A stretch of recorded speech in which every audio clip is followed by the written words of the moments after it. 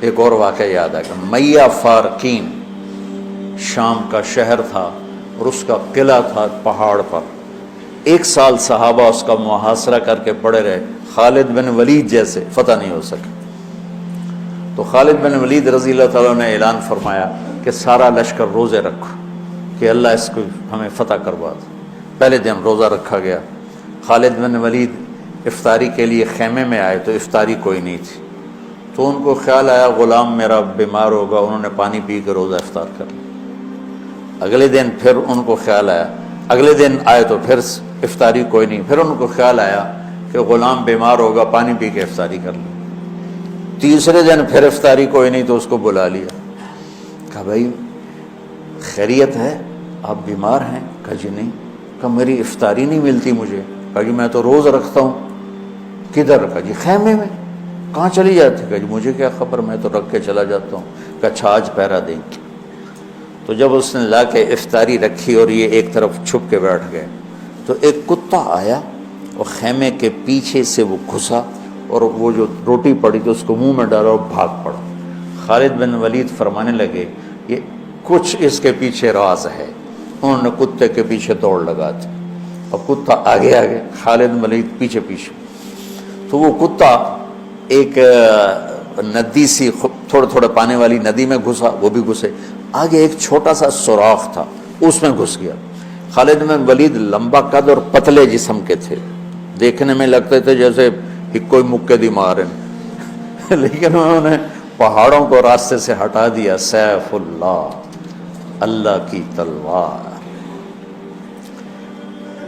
زید بن، آپ نے موتا کا لشکر بھیجا تو آپ نے کہا تمہارے امیر ہیں زید بن حارثہ، یہ شہید ہو جائیں تو پھر جعفر ہیں آپ کے چچا زاد، یہ شہید ہو جائیں تو پھر عبداللہ بن رواحہ، یہ شہید ہو جائیں تو پھر جس کو چاہو امیر بنا لینا.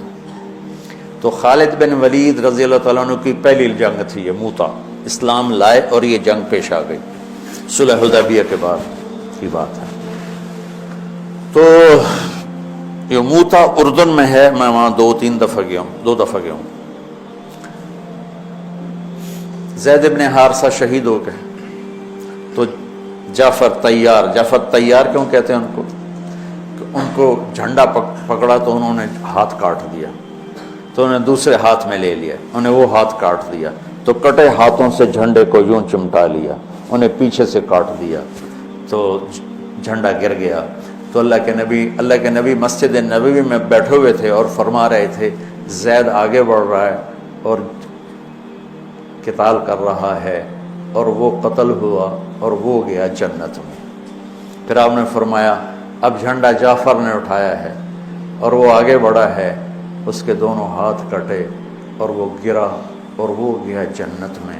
اور اس کے دونوں ہاتھوں کے بدلے میں اللہ نے جعفر کو 2 پر دے دیے ہیں جس سے وہ جنت میں اڑتا پھرتا ہے. اس لیے ان کو کہتے ہیں جعفر تیار. یہ اللہ کے نبی کی خوشخبری تھی کہ جعفر کو اللہ نے 2 پر دیے جس سے وہ جنت میں اڑتا پھرتا ہے.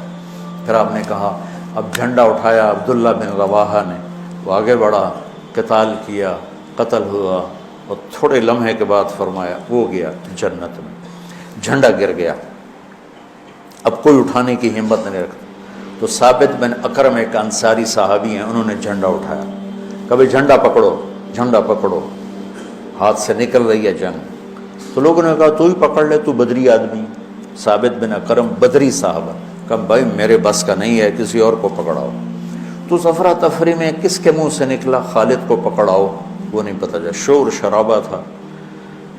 تو کسی نے کہا خالد کو پکڑاؤ، یہ کہنا تھا کہ سب نے کہا خالد کو دو. اب اللہ کے نبی خاموشی سے اوپر دیکھ رہے ہیں، ایسے سامنے سناٹا ہے اور ادھر یہ ہو رہا ہے. تو آخر سب نے کہا خالد تو جھنڈا اٹھا. وہ کہنے لگے میں تو نیا مسلمان ہوں اور میری پہلی جنگ ہے، بابا کسی پرانے آدمی کو دو. تو سب کہیں تو ہی لے. تو خالد نے ایک ہاتھ میں جھنڈا پکڑ کے دوسرے ہاتھ سے جب یوں تلوار لہرائی نا تو میرے نبی نے فرمایا اب اللہ نے اپنی تلواروں میں سے ایک تلوار کو نکال لیا ہے. سیف اللہ. اس دن آپ کے ہاتھ سے 9 تلواریں ٹوٹیں لڑتے. پھر اللہ نے ان کے ہاتھوں فتح نصیب فرمائی۔ 3000 کے لشکر نے 1 لاکھ پہ غلبہ پایا۔ پانی پڑھو۔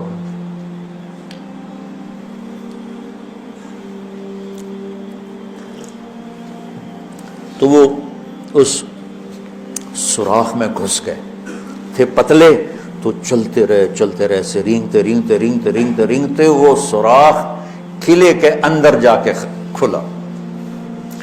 اللہ نے روزے کی برکت سے ایک کتے کے ذریعے سے راستہ دکھا دیا۔ تو حضرت خالد بن ولید نے کہا بھائی 100 آدمی تیار ہو جاؤ، پتلے پتلے، آج رات فتح ہے انشاءاللہ۔ تو ان کو لے کے گھسے، صرف 88 اندر جا سکے، 12 ذرا تھوڑے سے ہیوی تھے وہ نہیں گھس سکے، تو 88 آدمیوں کو لے کر وہ اس سوراخ میں سے رینگتے ہوئے قلعے میں داخل ہوئے اور جا کے حملہ کیا، اور اللہ نے دروازہ کھول دیا، اللہ نے فتح نصیب فرمائی۔ تو روزہ اور نماز دنیا اور آخرت کے کام بنانے کا وسیلہ اور ذریعہ ہے، اگر ہم اس کو یقین کے ساتھ کریں۔ جب مشکل پیش آئے اپنا ظاہری سبب بھی اختیار کرو اور نماز بھی پڑھو۔